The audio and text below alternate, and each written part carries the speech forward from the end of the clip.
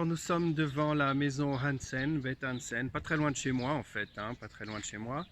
Voilà, je vais vous montrer le panneau. C'était une léproserie jusqu'à la fin des années 80, 1980, près de 90, un petit peu avant que j'arrive en Israël. Et ça nous donne l'occasion de parler du docteur Gerhard Hansen, qui a découvert la bactérie responsable de la lèpre, le bacille de Hansen, et une maladie qui était une maladie grave. Et dans cette maison que vous voyez ici derrière moi, voilà, je vais essayer de vous la montrer. Je la montrerai tout de suite en photo. Et bien dans cette maison, jusqu'à la fin des années 80, donc de nombreux lépreux, enfin de moins en moins nombreux, à la fin évidemment ça a été fermé.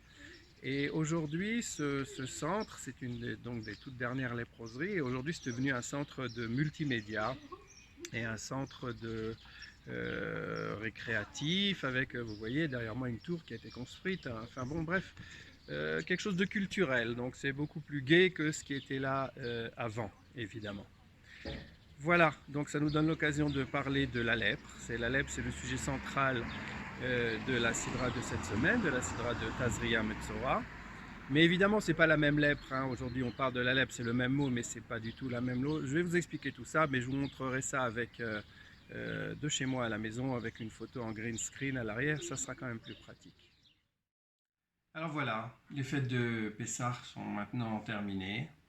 Et nous sommes toujours accompagnés par ce virus du corona qui nous cause bien des soucis. Donc je continue avec mes petites explications. J'espère qu'elles attirent un public et j'espère que ça intéresse les gens. J'espère que ça peut les toucher quelque part.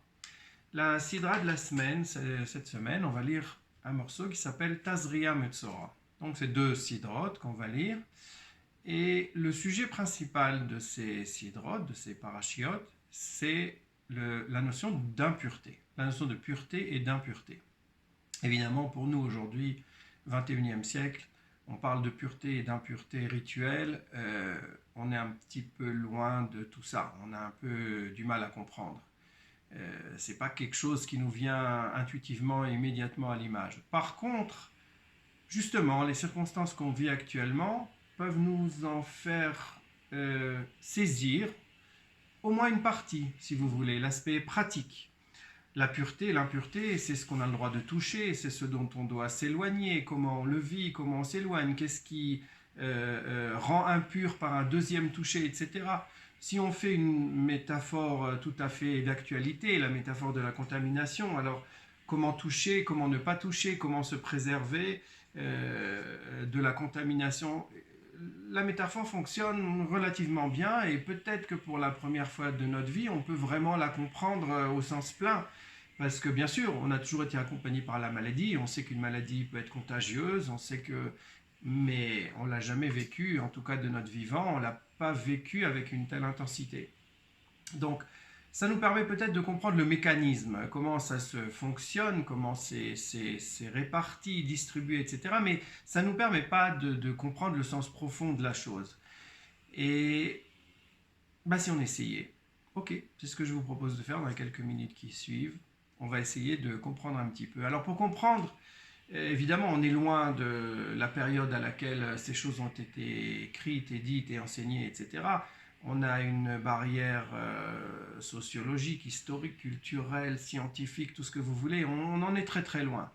Donc, le texte ne nous donne pas d'explication directe, obvi. Okay, on n'a pas la raison de ce processus. Et on va essayer de le comprendre, et puis on va se dire que, bon, finalement, ces gens-là, ils n'étaient pas plus bêtes que nous, ils vivaient dans un autre cadre, une autre époque, etc. Mais l'intelligence, elle n'était certainement pas inférieure à celle qu'on a aujourd'hui, même si les connaissances technologiques étaient évidemment pas les mêmes.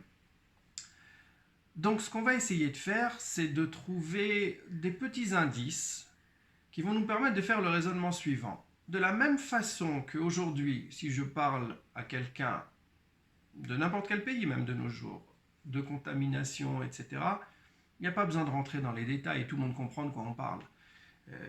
Les virus, ça passe par l'air, par la salive, comme vous voulez, mais on comprend, on comprend. Ça fait partie des données culturelles que nous partageons tous Et donc, même sans dire les choses explicitement, on se comprend, on a le même langage commun. Et c'est ça qui nous manque avec cette période ancienne. C'est ce langage commun qui nous manque. On a la différence culturelle, historique et tout ce que vous voulez que j'ai déjà cité, elles sont tellement importantes qu'il nous manque ce langage commun qui nous permettrait de savoir de quoi on parle exactement. Alors comment est-ce qu'on va faire pour avoir une approche de ce sujet? Eh bien, on va faire comme d'habitude. Vous avez déjà maintenant bien compris la méthode. On va fouiller le texte, on va trouver des petits mots, un indice, quelque chose, et à partir de ce petit mot, on va essayer de développer une idée, mais cette idée, elle va évidemment se baser sur tout ce qu'on a vu les semaines précédentes, puisqu'on est en train de construire une compréhension globale de ce qui se passe dans la Torah, dans la Bible. Et donc, pierre par pierre, on arrive et on met notre échafaudage et la construction du bâtiment qu'on veut présenter les unes sur les autres. Chaque brique est supportée par une brique précédente. Donc là, pareil, on va essayer de s'appuyer sur ce qu'on a déjà vu précédemment pour pouvoir arriver à comprendre ce sujet qui vraiment est un sujet délicat pour le moins. Okay, c'est pas quelque chose qui nous vient intuitivement. Alors on y va. Allons-y. Alors quelles sont les puretés et impuretés desquelles on parle? Alors la première, c'est une qu'on a vue en fait la semaine dernière, on n'en a pas parlé dans notre petite conversation, mais elle était déjà à la fin de la sidra, c'est les puretés alimentaires, c'est-à-dire des animaux qui sont permis, d'autres qui sont interdits, etc. La deuxième notion d'impureté qui nous apparaît, c'est le tout début de notre sidra, la sidra de Tazria, avec l'impureté qui est liée à l'accouchement de la femme. C'est-à-dire que la femme, quand elle accouche, selon qu'elle enfante d'un garçon ou d'une fille, elle est impure un certain nombre de jours. Vous pouvez regarder le texte, ça n'a pas maintenant le détail, je ne vais pas rentrer dans les détails.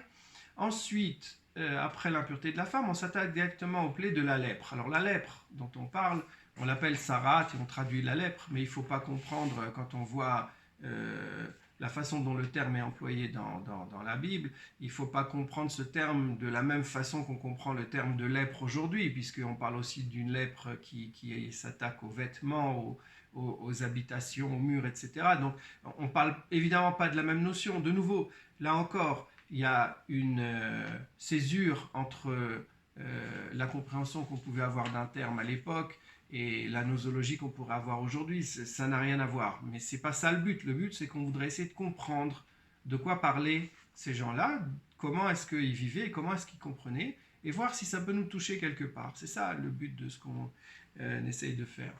Et évidemment, l'impureté la plus absolue, ah non, j'ai oublié d'abord, il y a tout ce qui concerne les écoulements. Les écoulements qui peuvent être physiologiques, par exemple comme les sangs des règles féminines, une fois par mois, et des écoulements qui peuvent être pathologiques. Les écoulements, par exemple, sanguins, féminins, ou des écoulements masculins qui peuvent être pathologiques et se produire en permanence, etc. Et il y a toute une classification et tout un mode opératoire qui est extrêmement détaillé. L'impureté la plus absolue, ce qu'on appelle en hébreu avi avot atuma, là vraiment la patrice en fait, avi avot de l'impureté, c'est la notion de mort. Okay, un cadavre, c'est ce qu'il y a de plus impur qui puisse se concevoir. Donc on va essayer de comprendre un tout petit peu ces notions-là. Et alors l'indice, voilà, je vais vous livrer tout de suite, il est en fait situé tout à la fin de notre parasha, de notre sidra, tout à la fin de la parasha de Metzora. Et c'est un petit verset qui nous dit la chose suivante. Vehizartem et bnei Israël mitumotam, et vous séparerez les bnei Israël de leur impureté.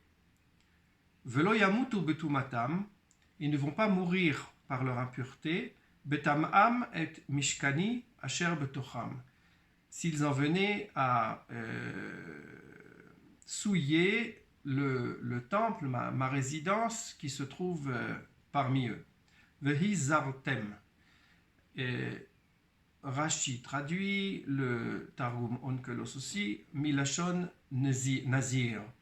c'est-à-dire, et Rashi précise, afracha. En nezirut ela afracha. C'est une séparation. Séparation, nazir en hébreu moderne, pour donner une image un petit peu peut-être plus parlante, un nazir, c'est un moine. Une nézira, c'est une bonne sœur, c'est-à-dire des gens qui se sont séparés du monde et qui ont décidé de se consacrer à une seule chose. Dans leur cas, c'est Dieu. Le nazir, dans la Torah, c'est quelqu'un qui a fait vœu de s'abstenir de tout contact avec le raisin et le vin et de se couper les cheveux pendant une certaine période. Et il vit, disons, une espèce de réclusion, puisque son apparence physique et son alimentation, en fait, plutôt son absence de vin, lui enlève beaucoup de sa socialité. Donc, il se coupe du vin, séparation d'à partir du vin. Voilà, donc, Hizartem et Bnei Israël, vous séparerez les Bnei Israël. C'est comme si on doit séparer les Bnei Israël de l'impureté. Pourquoi ? Parce que l'impureté les sépare de Dieu. C'est la suite logique, il n'est pas dite, mais c'est la suite logique. C'est le même terme, si ça s'applique d'un côté, ça va s'appliquer de l'autre côté. Alors, qu'est-ce qui sépare ? Qu'est-ce qui peut nous séparer de Dieu ? Ça c'est une question, mais en fait on y a déjà répondu. On y a répondu la semaine dernière.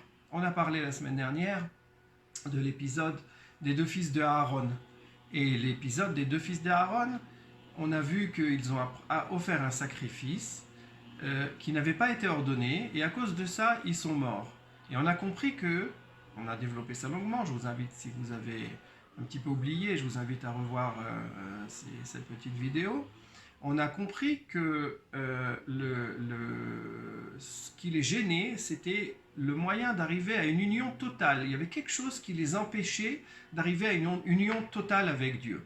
Et ce quelque chose qui les empêchait d'arriver à cette union totale avec Dieu, on a compris que c'était la sensation du moi. C'est-à-dire le moi qui nous sépare en fait du monde. Si je suis moi et que je suis concentré sur ma personne, il y a moi d'un côté et tout le monde de l'autre côté. Et cette sensation de séparation, c'est ça en fait qui pouvait empêcher Nadav et Avihu de s'unir à Dieu et donc en fait de s'unir au monde puisqu'ils en étaient séparés. Alors, est-ce que c'est une idée ? Est-ce que c'est quelque chose qui peut nous permettre d'avoir une compréhension sur la notion de pureté et d'impureté ? Alors si oui, il faudrait qu'on arrive à expliquer toutes les occurrences de la notion de pureté et d'impureté grâce à cette idée. Eh bien on va essayer. Voilà, on va y arriver aussi, je vous le dis tout de suite, on va y arriver, ne soyez pas inquiets. La première notion, c'est la notion de nourriture, on l'a vu. La notion d'aliments qui peuvent être permis ou qui peuvent être interdits. Alors pourquoi un aliment, qu'est-ce qui se passe avec un aliment ? En quoi un aliment pourrait nous séparer de la notion d'intimité avec le monde et avec Dieu ? Eh bien tout simplement parce que il s'agit en fait dans la pulsion alimentaire d'une pulsion consciente, d'une pulsion active, qui est la seule de nos pulsions indispensables vitales. On respire et notre cœur bat sans qu'on en ait conscience, mais là on en a conscience, la notion de faim et la notion de besoin de manger. Et en fait, quand l'homme mange, il se trouve dans une situation de face à face avec le monde. Il est face au monde et il essaye de lutter contre la nature qui l'entoure et il essaye de lui arracher les quelques calories qu'il a besoin pour pouvoir continuer à vivre jusqu'au lendemain, et ainsi de suite. Donc l'homme se concentre sur son aspect physique et il va lutter contre le monde. Il est donc séparé du monde. Il est normal, dans cette optique, tout à fait logique, d'essayer d'apaiser ce phénomène, d'essayer de diminuer cette opposition. Et pour cela, le moyen que la Torah a trouvé, c'est par exemple d'interdire tout ce qui concerne la chasse et les animaux qui chassent, etc. Les oiseaux de proie, les animaux sauvages, les félins, etc. Pourquoi ? Parce qu'ils expriment justement cette idée de lutte contre le monde, de l'homme ou de l'animal complètement concentré sur sa propre survie physique et qui doit lutter pour préserver cette survie physique contre le monde qui l'entoure. L'accouchement, donc deuxième occurrence de la notion de pureté et d'impureté, c'est pareil. La femme qui est en train d'accoucher, elle est concentrée il n'y a plus qu'une seule chose qui existe, c'est son seul côté physique de donner la vie à ce nouvel être qui est en elle et qui va bientôt se retrouver à ses côtés. Et cette concentration, cette lutte pour la vie physique dans sa dimension la plus primaire, la plus première, eh bien, elle est nécessaire. Donc la femme qui accouche, concentrée sur l'aspect physique de l'activité qu'elle a juste à ce moment, et elle ne peut pas penser à son union avec le monde. Elle est contre le monde, elle est concentrée sur le fait uniquement de donner cette nouvelle vie qui va se retrouver à ses côtés. Voilà. Alors, quant aux écoulements physiologiques qu'on peut avoir, que ce soit pour les hommes, l'écoulement séminal, que ce soit pour les femmes, l'écoulement menstruel, pareil, ça nous ramène sur le physique. Ça a une dimension totalement première, une dimension qui va renier, si vous voulez, la conception de savoir si on peut s'unir au monde ou pas. Non, on ne réfléchit pas, on est dans le physique total. C'est-à-dire qu'on est dans le monde et on agit uniquement dans le monde sans prendre le regard et sans prendre le temps et la compréhension de savoir comment se positionner par rapport à ce monde. Mais l'idée la plus fondamentale, l'idée la plus marquante, c'est évidemment l'idée de la mort. L'idée de la mort, elle n'est pas rappelée dans notre Sidra, donc Avi Avot Atuma, le sommet de l'impureté. C'est ça qui va nous réduire quand on va penser à notre finitude. C'est ça qui va nous enlever tout le côté spirituel, de savoir comment s'unir spirituellement au monde, puisque là on s'unit uniquement physiquement. Notre corps arrive, il rentre en terre, nos semblables le mettent en terre, puisqu'on n'en est déjà plus capable soi-même, évidemment, puisqu'on est mort, et on va faire plus que un avec la terre. Adam Yesodom et Afar Vesofo et Afar, l'homme, sa base, son origine, c'est la terre, et il est destiné à retourner à la terre, comme nous dit les prières de Rosh Hashanah et de Kippour. Donc, oui, c'est le côté le plus physique, c'est le côté le plus premier qui nous empêche de nous concentrer et de nous élever spirituellement vers cette union spirituelle qu'on veut avec le monde. Qu'est-ce qu'on veut avec le monde? On veut s'unir avec Dieu. On veut en fait pouvoir rentrer dans le temple. On veut rentrer dans cet endroit qui est la construction humaine faite en fait en parallèle qu'on offre à Dieu, hein, donc la construction humaine que l'homme a fait et qu'il offre à Dieu, et qui est parallèle à la construction divine que Dieu a offert à l'homme. Et cette union, elle doit être scellée par un repas pris en commun, les sacrifices, etc. Donc tout ce qui nous éloigne de ces sacrifices, tout ce qui nous éloigne du temple, nous éloigne de Dieu. Voilà, donc on se retrouve en fait face à une pensée extrême. Totalement extrême. Extrême, ça ne veut pas dire extrémiste. C'est pas quelque chose de violent ni quoi que ce soit. Mais c'est une pensée extrême dans le sens du détail. Chaque petit détail est pensé, chaque petite chose a son importance. Alors oui, on n'est plus aujourd'hui au XXIe siècle à parler de ce genre de choses, mais le principe est le même, le mécanisme est le même. Aujourd'hui, on parlera de virus, à l'époque, on parlait de cette façon-là, mais le mécanisme, si vous voulez, physique, il est le même, mais le mécanisme spirituel, il est beaucoup plus riche. Le mécanisme, il est une exigence de pensée de chaque instant et de chaque détail qu'on va retrouver en fait dans toutes les mitzvot qui vont être les mitzvot qui sont cités et expliquées dans la Torah. C'est cette pensée extrême, c'est celle-là qui est tellement passionnante. Voilà, pour aujourd'hui, on a eu un petit regard sur les notions de pureté et d'impureté. À très bientôt.